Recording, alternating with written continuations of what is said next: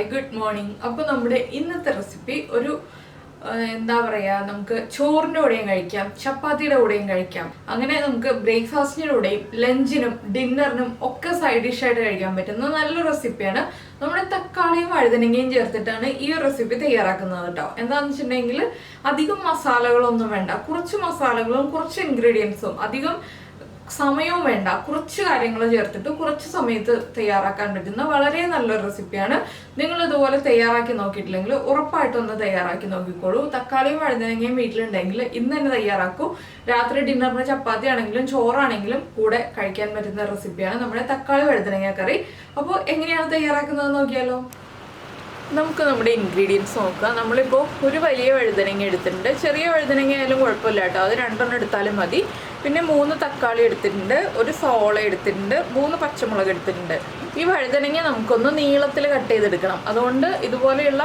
Violet കളറിലുള്ള വഴുതനങ്ങ തന്നെ എടുക്കുക പച്ച വഴുതനങ്ങ എടുത്തിട്ടുണ്ടെങ്കിൽ ഈ ഒരു കറിക്ക് പെർഫെക്റ്റ് ആവില്ല അത് മാത്രമേ നമുക്ക് ശ്രദ്ധിക്കാനുള്ളൂ തക്കാളി ഇപ്പോൾ നിങ്ങൾക്ക് അധികം പുളി വേണ്ട എന്നുണ്ടെങ്കിൽ 2 വലിയ തക്കാളി എടുക്കാം ഇല്ലെങ്കിൽ ഇതുപോലെ 3 മീഡിയം വലിപ്പമുള്ള തക്കാളി എടുക്കാം സവോള ഒരെണ്ണം മാത്രം മതി കേട്ടോ ഇപ്പോൾ നമുക്ക് ആദ്യം വഴുതനങ്ങ ഒന്ന് കട്ട് ചെയ്തെടുക്കാം വഴുതനങ്ങ അതാ നമ്മളിപ്പോൾ ഇതുപോലെ നീളത്തിൽ കുറച്ച് തിക്നെസ്സിൽ കട്ട് ചെയ്തെടുത്തിട്ടുണ്ട് കട്ട് ചെയ്ത് വെള്ളത്തിൽ ഇട്ട് വെച്ചിരിക്കുകയാണ് വഴുതനങ്ങയുടെ കറ ഉള്ളതുകൊണ്ട് കളർ മാറിപ്പോവും അതുകൊണ്ടാണ് കട്ട് ചെയ്ത് വെള്ളത്തിൽ ഇട്ട് വെച്ചിരിക്കുന്നത് വഴുതനങ്ങ എപ്പോൾ കട്ട് ചെയ്താലും വെള്ളത്തിൽ ഇട്ട് വെക്കുക കേട്ടോ അപ്പോൾ ഇതുപോലെയാണ് വഴുതനങ്ങ കട്ട് ചെയ്തിട്ടുള്ളത് അതുപോലെ തന്നെ നമ്മുടെ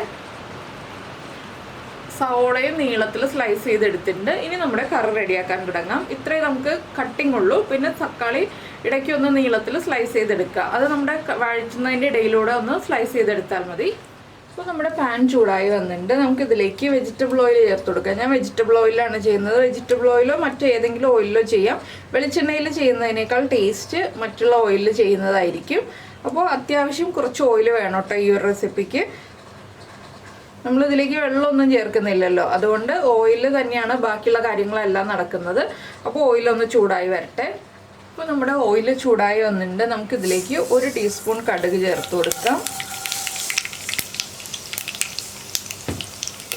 കടുകൊന്ന് പൊട്ടിക്കൊണ്ടിരിക്കുമ്പോൾ തന്നെ ഒരു 1/4 ടീസ്പൂൺ നമ്മുടെ ക്യുമിൻ സീഡ്സ് ചെറിയ ജീരകം ചേർത്ത് കൊടുക്കാം ഇതും കൂടി പൊട്ടി വരുമ്പോൾ നമ്മൾ കട്ട് ചെയ്ത് വെച്ചിരിക്കുന്ന സവോള ചേർക്കാം നിങ്ങൾ ഇഞ്ചി വെളുത്തുള്ളി പേസ്റ്റ് അല്ല ഇഞ്ചി വെളുത്തുള്ളി ചോപ്പ് ചെയ്താണ് ചേർക്കുന്നുണ്ടെങ്കിൽ ഈ ഒരു സ്റ്റേജിൽ ചേർക്കുക അതിന് ശേഷം സവോള ചേർക്കുക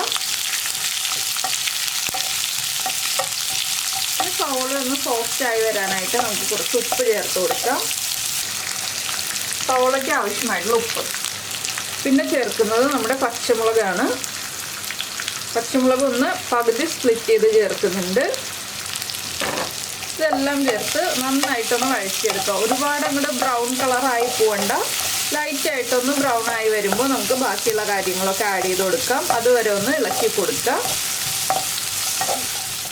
ഇപ്പോൾ നമ്മുടെ സവോള ഒന്ന് വഴന്ന് വന്നിട്ടുണ്ട് ഈ ഒരു സ്റ്റേജിലാണ് ഞാനിപ്പോൾ ജിഞ്ചർ ഗാർലിക് പേസ്റ്റ് ആഡ് ചെയ്യാൻ പോകുന്നത് 1 teaspoon ginger garlic paste add ചെയ്ത് കൊടുക്കുക ഇനി ഈ പേസ്റ്റിൻ്റെ റോ ടേസ്റ്റ് ഒന്ന് മാറി വരുന്നത് വരെ വീണ്ടും ഒന്ന് ഇളക്കി കൊടുക്കുക ഇതിലേക്ക് നമുക്ക് കുറച്ച് കറിവേപ്പിലയും കൂടി ചേർത്ത് കൊടുക്കാം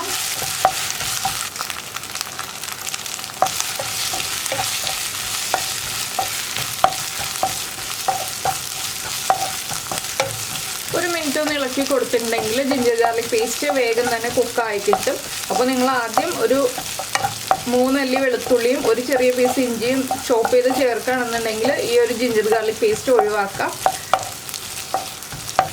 അപ്പോൾ ഇനി നമുക്ക് ചേർക്കേണ്ടത് നമ്മുടെ വഴുതനങ്ങയാണ് എന്താണെന്ന് വെച്ചിട്ടുണ്ടെങ്കിൽ നമ്മുടെ വഴുതനങ്ങ ഒന്ന് വഴറ്റിയെടുത്തിട്ട് വേണം നമുക്ക് ബാക്കിയുള്ള കാര്യങ്ങൾ ചേർക്കാനായിട്ട് അപ്പോൾ വഴുതനങ്ങയിലുള്ള വെള്ളം കംപ്ലീറ്റ് മാറ്റിയിട്ട് വേണം നമ്മൾ വഴുതനങ്ങ ആഡ് ചെയ്ത് കൊടുക്കാനായിട്ട് വെള്ളത്തിൽ നിന്ന് എടുത്തിട്ട് വഴുതനങ്ങ അങ്ങനെ തന്നെ ഇട്ട് കൊടുക്കരുത് ജസ്റ്റ് ഒന്ന് വെള്ളം മാറ്റിയതിന് ശേഷം മാത്രം വഴുതനങ്ങ ഇട്ട് കൊടുക്കുക ഇതുപോലെ കുറച്ച് വൈഡായിട്ടുള്ളൊരു പാൻ വയ്ക്കുകയാണെങ്കിൽ അതായിരിക്കും നമുക്ക് ഇളക്കാനൊക്കെ സൗകര്യം ഉണ്ടാവുക കേട്ടോ കട്ട് ചെയ്ത് വെച്ചിരിക്കുന്ന വഴുതനങ്ങ ഇട്ട് കൊടുക്കുക അപ്പോൾ നമ്മൾ പൊടികളൊന്നും ചേർക്കുന്നില്ല വഴുതനങ്ങ ഒന്ന് വഴറ്റിയെടുത്തതിന് ശേഷം മാത്രമേ നമ്മൾ പൊടികളൊക്കെ ആഡ് ചെയ്യുന്നുള്ളൂ വഴുതനങ്ങ ചേർത്ത് ഒരു 3 മിനിറ്റോളം ഒന്ന് വഴറ്റിയെടുക്കുക അപ്പോൾ തന്നെ വഴുതനങ്ങ ഒരു 1/4 ഭാഗം കുക്കായി വരും വഴുതനങ്ങയ്ക്ക് കുക്കിംഗ് ടൈം കുറവാണല്ലോ അതുകൊണ്ടാണ് വേഗം തന്നെ കുക്കായി വരും എന്ന് പറയുന്നത് അതുകൊണ്ടാണ് നമ്മൾ ഇത്രയും വലുതായിട്ട് കട്ട് ചെയ്യുന്നത് ചെറുതായിട്ട് കട്ട് ചെയ്തിട്ടുണ്ടെങ്കിൽ വല്ലാതെ ഉടഞ്ഞു പോകും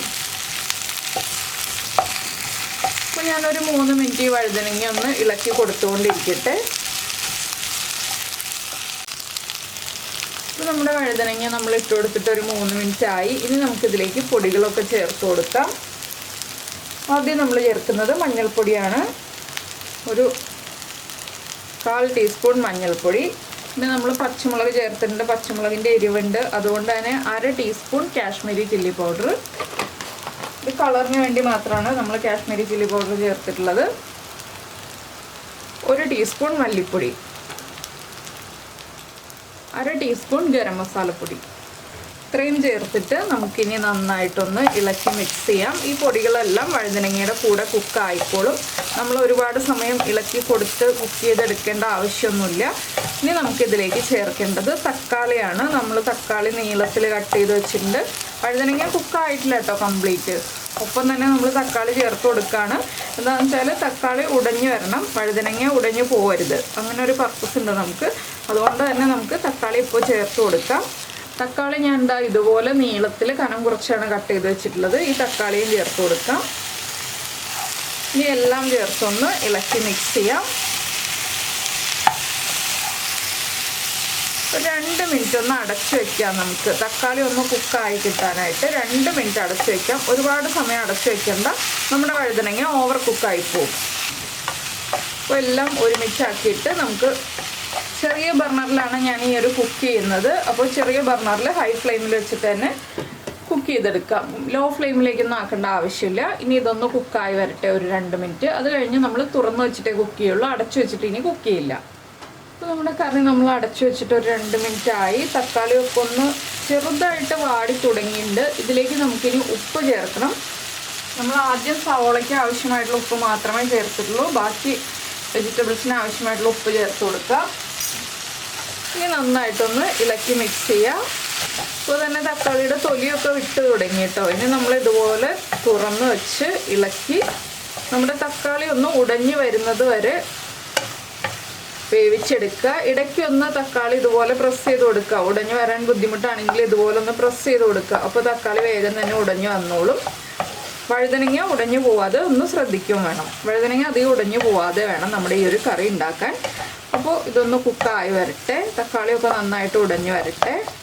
അപ്പോൾ നമ്മുടെ തക്കാളിയൊക്കെ നന്നായിട്ടൊന്ന് ഉടഞ്ഞ് മിക്സായി വന്നിട്ടുണ്ട്. ഇത് കണ്ടോ, ഇതുപോലെയാണ് നമ്മുടെ കറി വേണ്ടത്. അപ്പോൾ ഇത്രയും സമയം ഒരു 5-7 മിനിറ്റൊക്കെ നമ്മൾ തക്കാളി ചേർത്ത് കഴിഞ്ഞ് കുക്ക് ചെയ്തിട്ടുണ്ടെങ്കിൽ നമ്മുടെ തക്കാളി നന്നായിട്ട് കുക്കായി വന്നോളും, ഉടഞ്ഞു വന്നോളും. അതുപോലെ തന്നെ നമ്മൾ കട്ട് ചെയ്യുന്നത് ശ്രദ്ധിക്കുക, തിന്നായിട്ട് കട്ട് ചെയ്തെടുക്കുക. ഇത്രയേ ഉള്ളൂ നമ്മുടെ തക്കാളി വഴുതനങ്ങ മസാലയുടെ പരിപാടി. വേഗം തന്നെ റെഡിയാവും. അപ്പോൾ ഇനി ഇതിലേക്ക് ചേർക്കാനുള്ളത് ഒരു കാര്യം മാത്രമേ ഉള്ളൂ. അപ്പോൾ ഞാൻ ഫ്ലെയിം ഓഫ് ചെയ്യാണ്. ഇനി നമ്മൾ ചേർക്കുന്നത് കുറച്ച് മല്ലിയിലയാണ്. നമ്മൾ മല്ലിയിലയും കൂടി ചേർത്താലാണ് ഈ ഒരു റെസിപ്പി നല്ല ടേസ്റ്റി ആവുക. അപ്പോൾ നിങ്ങളുടെ കയ്യിൽ മല്ലിയില ഉണ്ടെന്നുണ്ടെങ്കിൽ ഒന്ന് ചേർത്ത് കൊടുക്കാം കേട്ടോ. അപ്പോൾ എല്ലാവരും ഈ ഒരു റെസിപ്പി ട്രൈ ചെയ്ത് നോക്കും എന്ന് വിചാരിക്കുന്നു. ട്രൈ ചെയ്ത് നോക്കിയിട്ട് ഫീഡ്ബാക്കൊക്കെ അറിയിക്കാം.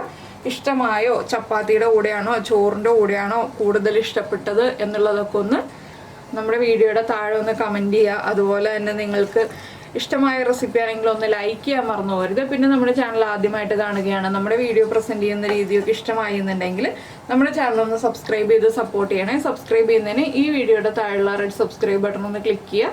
അതിൻ്റെ റൈറ്റ് സൈഡിലുള്ള ബെല്ലൈക്കണും ക്ലിക്ക് ചെയ്യുക. അപ്പോൾ ഓൾ എന്ന് പറഞ്ഞിട്ടൊരു ഓപ്ഷൻ കാണാം. ആ ഓളും കൂടി പ്രസ് ചെയ്തിട്ടുണ്ടെങ്കിൽ ഞാൻ എപ്പോഴും വീഡിയോ അപ്ലോഡ് ചെയ്യുമ്പോൾ നിങ്ങൾക്ക് നോട്ടിഫിക്കേഷൻ വരും. അപ്പോൾ എന്തായാലും നമുക്ക് നമ്മുടെ അടുത്ത റെസിപ്പിയുമായിട്ട് അടുത്ത ദിവസം വീണ്ടും കാണാം.